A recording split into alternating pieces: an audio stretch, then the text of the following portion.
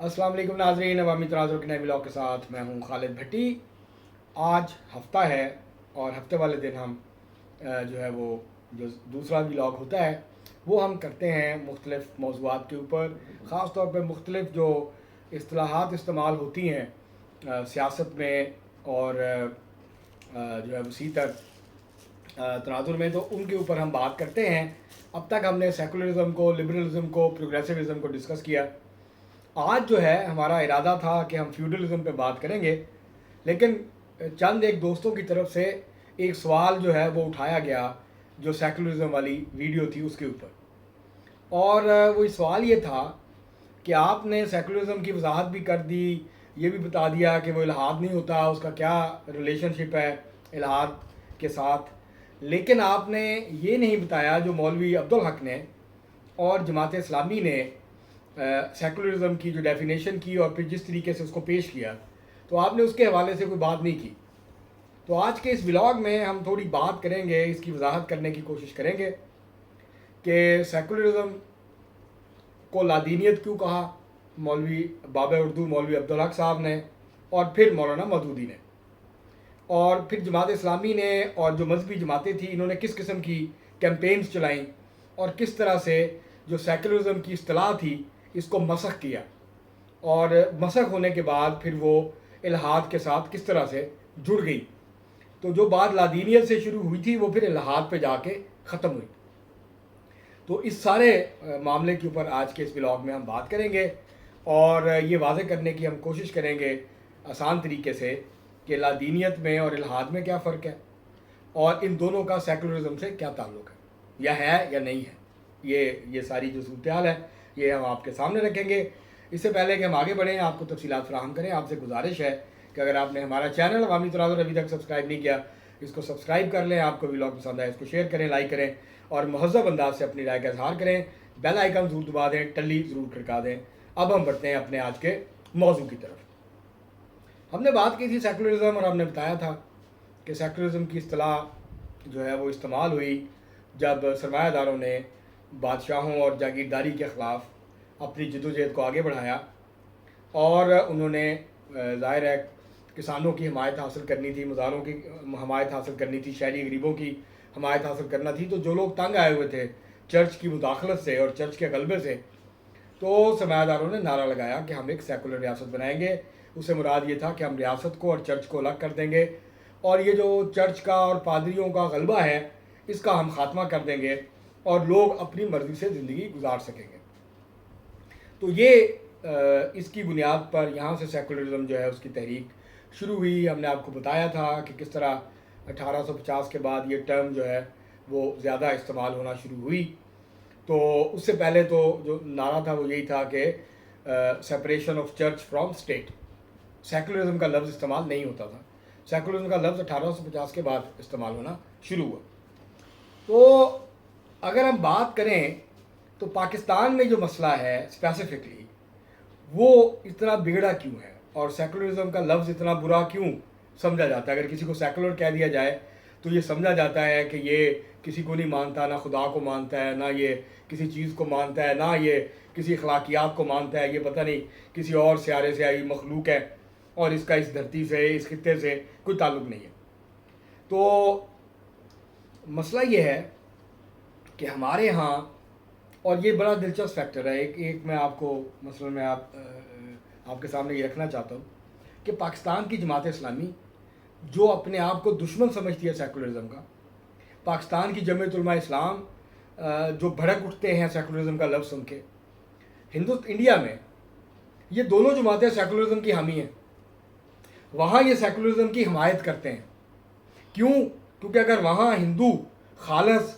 हिंदू रियासत, मजहबी रियासत बन जाए हिंदुस्तान, तो मुसलमानों के लिए ज़िंदगी अज़ाब बन जाएगी,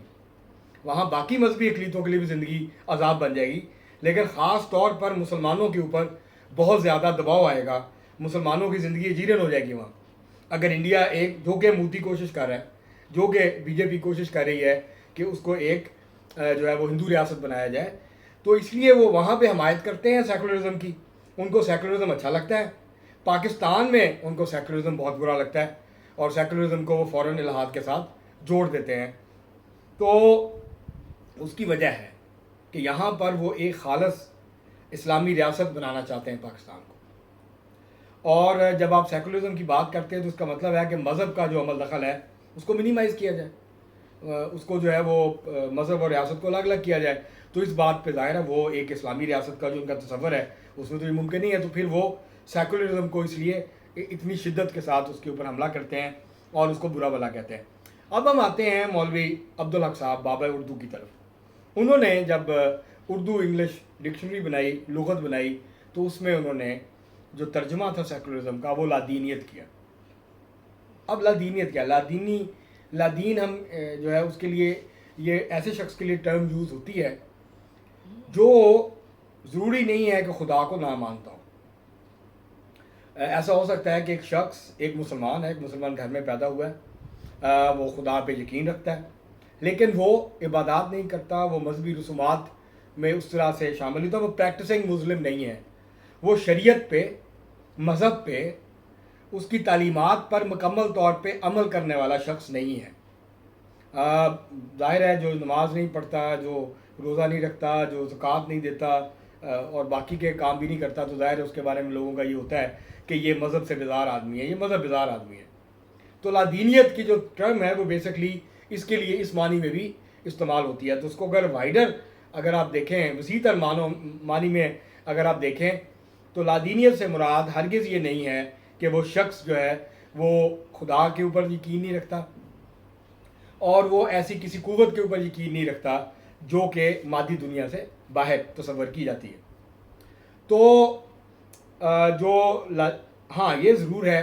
کہ وہ چرچ نہیں جاتا, وہ مسجد نہیں جاتا, وہ مندر نہیں جاتا اور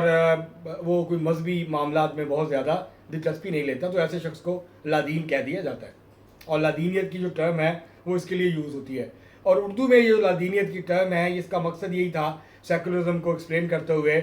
کہ ایسی ریاست کی آپ بات کر رہے ہیں, معاشرے کی بات کر رہے ہیں جہاں پہ مذہب جو ہے اس کو ریاست سے الگ کر دیا جائے, جبکہ ہمارے ہاں جو مذہبی جماعتیں ہیں یا مذہبی طبقے ان کا جو اسلامی ریاست کا تصور ہے اس میں مذہب اور ریاست جو ہیں وہ جڑے ہوئے ہیں ایک دوسرے کے ساتھ. تو یہ جو ترجمہ کیا پھر لادینیت سے معاملہ بڑھتا ہوا, لادینیت جو ہے اس کے تصور کو مسخ کر دیا گیا الحاد کے ساتھ. ملحد جو ہے اس شخص کو کہتے ہیں جو خدا کو نہیں مانتا, وہ کسی آفاقی مذہب کو نہیں مانتا, وہ کسی آفاقی کتاب کو نہیں مانتا, وہ جو مذہب کی کا ایک اخلاقی کوڈ ہے اس کو نہیں مانتا. تو ویسے تو جو ایک یونیورسل جو ہے وہ ایک مورل کوڈ ہے اس کو تو ظاہر ہے ہر انسان جو ذی شعور انسان ہے وہ اس کو مانتا ہے. تو اب مسئلہ یہ ہے پاکستان میں خاص طور پہ جو مذہبی اسکالرز ہیں اس میں مولانا مودودی صاحب نے یہ جو سیکولرزم تھا اور لادینیت کی اس کی ڈیفینیشن تھی اس کو پھر بہت زیادہ سیکولرزم کے خلاف استعمال کیا. اب ظاہر ہے پاکستان میں جیسے نیب تھی, نیشنل عوامی پارٹی, وہ ایک سیکولر پروگریسو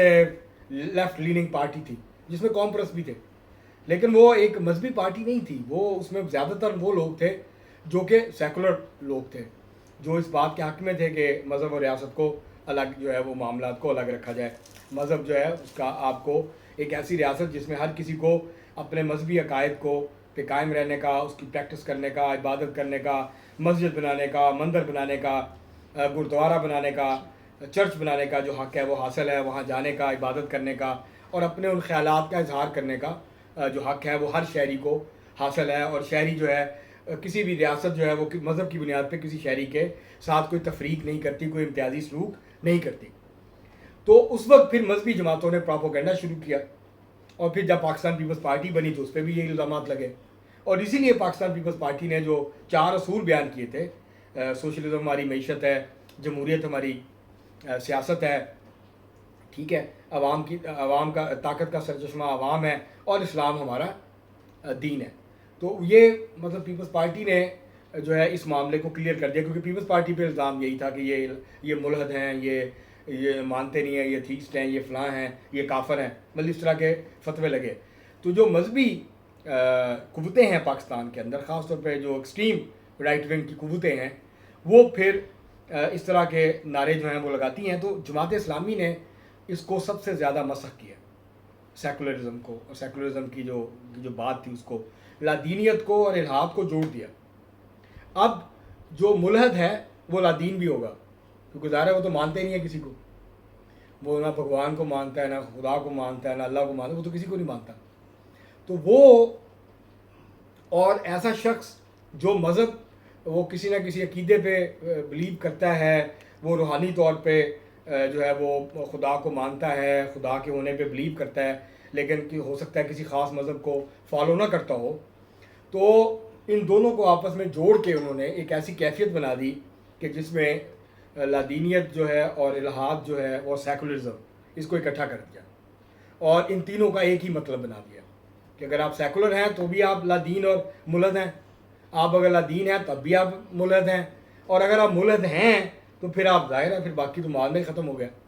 تو اس طرح سے یہ جو سیاسی اصطلاحات تھیں ان کو آپس میں گڑبڑ کیا گیا، اور بیسکلی جو نشانہ بنایا گیا، مقصود تھا، وہ تھا سیکولرزم کا مطالبہ کرنا، سیکولرزم کے خیالات اور سیکولرزم کی جو سوچ ہے، مقصد اس کے اوپر حملہ آور ہونا تھا، اور اس کے لیے لادینیت اور پھر الحاد کا جو ہے وہ اس کو نتھی کیا گیا، اس کا استعمال کیا گیا۔ اور اب پاکستان میں بہت بڑی تعداد لوگوں کی ایسی ہے جو کہ سیکولرزم کو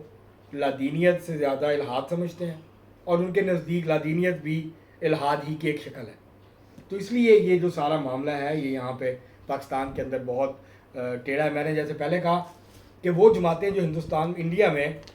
سیکولرزم کی حامی ہیں، پاکستان میں وہ لفظ سنتے ہی ان کے لیے لگتا ہے کہ کسی نے ان کو گالی دی ہے، اور وہ بہت بری طریقے سے اس کے اوپر ریئیکٹ کرتے ہیں، اس کے اوپر جو ہے وہ اپنا رد عمل دیتے ہیں۔ تو دراصل سیکولرزم جو ہے وہ اس کا الحاد سے کوئی تعلق نہیں ہے، اور سیکولرزم کا بیسکلی لادینیت سے بھی کوئی تعلق نہیں ہے۔ یہ بھی جو اس کا ترجمہ ہے وہ ٹھیک نہیں ہے، درست نہیں ہے، اور اسی وجہ سے بہت ساری غلط فہمیاں پیدا ہوئی ہیں، کیونکہ سیکولرزم کا مطلب ہرگز ریلیجن ہونا یا ان ریلیجس ہونا، یا اس سے اس کا کوئی تعلق نہیں ہے سیکولرزم کا۔ یہ تو ایک پولیٹیکل ڈیمانڈ تھی، ایک سوچ تھی، ایک فکر تھی کہ ریاست اور مذہب کو، کیونکہ وہاں چرچ کا بہت غلبہ تھا تو لوگوں کا بڑا مطالبہ تھا، لوگوں کا بہت ریئیکشن تھا، اس کو استعمال کیا سرمایہ داروں نے، اور جو نیا ابھرتا ہوا سرمایہ دار طبقہ تھا یورپ کا، اور انہوں نے استعمال کیا، اور انہوں نے کہا کہ ہم اس کو الگ الگ کریں گے، اور جو سرمایہ دار ریاست ہوگی اس کا کوئی ایک مذہب نہیں ہوگا، اس کا سرکاری طور پہ کوئی مذہب نہیں ہوگا، لیکن اس کے اندر رہنے والے جو لوگ ہیں اس ریاست کے، ان کو اپنے اپنے عقیدے کے مطابق، اپنے اپنے مذہبی عقائد کے مطابق زندگی گزارنے کا پورا حق حاصل ہوگا۔ تو اس معاملے کو اٹھا کے لادینیت اور پھر جو ہے وہ الحاد کے ساتھ جوڑا گیا، اور مقصد یہی تھا کہ سیکولرزم کے نعرے کو، سیکولرزم کی سوچ کو دفن کیا جائے۔ خاص طور پہ یہ پہلے بھی تھا، ضیاء الحق کے دور میں تو بہت زیادہ اس کے اوپر کام ہوا، اور ضیاء الحق کے بعد تو پھر یہ ایک قسم کا جو تھا، جو کوئی سیکولرزم کی بات، مطلب پاکستان پیپلز پارٹی نے بھی سیکولرزم کی بات کرنی چھوڑ دی، اتنا دباؤ بڑا ضیاء الحق کے بعد۔ اور ضیاء الحق نے جس قسم کا معاشرہ، جس قسم کا سماج جو ہے وہ تشکیل دیا اپنے 11 سالوں میں، اور بعد میں کسی نے رزسٹ نہیں کیا اس کو۔ پاکستان کی بدقسمتی یہ ہے کہ ضیاء الحق تو 11 سال کے بعد رخصت ہو گیا تھا، لیکن آج بھی وہی پاکستان ہمارے سامنے ہے۔ ہم اس پاکستان میں رہتے ہیں جو ضیاء الحق کا پاکستان ہے، ہم کسی اور کے پاکستان میں نہیں رہتے۔ تو یہ جو تھا، اس کے خلاف مزاحمت نہیں ہوئی، اس کے خلاف کوئی کھڑا نہیں ہوا، اور نظریاتی اور سیاسی جو جدوجہد کرنے کی ضرورت تھی وہ نہیں ہوئی، اور آج یہ جس قسم کا معاشرہ ہے وہ اب ہمارے سامنے ہے، اور یہاں پر اب سماجی ایشوز پر اور بہت ساری ایشوز کے اوپر بات کرنا جو ہے اس کو ناممکن بنا دیا گیا ہے۔ تو ہمارا یہ جو ہم نے سلسلہ شروع کیا ہے، اس کا مقصد ہرگز جو ہے کسی مذہب یا کسی عقیدے یا اس کے حوالے سے اس کو لے کے بات کرنا نہیں ہے۔ ہم جنرلی ایک جو سیاسی اصطلاحات ہیں اس کے اصل معنی کیا ہیں، اور اس کو کیا خاص معنی دینے کی کوشش کی گئی ہے، یا اس کا ایک خاص مطلب نکال کے اس کو پراپوگنڈے کے طور کے اوپر یوز کیا گیا ہے۔ تو یہ ہمارا آج کا ویلاگ تھا، ہمیں امید ہے کہ آپ کو پسند آئے گا۔ اب تک کے لیے اتنا ہی، بہت شکریہ۔